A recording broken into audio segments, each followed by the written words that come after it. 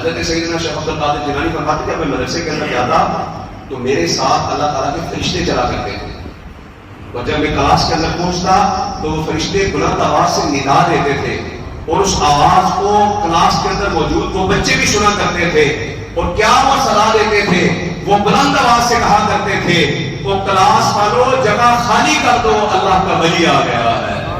کیا مرتبہ ہے وہ سیاست کا کہ جن کے کلاس کے اندر جگہ خالی کرنے کے لیے بھی رب نے فرشتوں کو مقرر کروا رکھا ہے۔ اس لیے اعلیٰ حضرت فرماتے ہیں واہ کیا مرتبہ ہے غوث ہے بالا تیرا، واہ کیا مرتبہ ہے غوث ہے بالا تیرا، اونچے اونچوں کے سروں سے قدم آلا تیرا،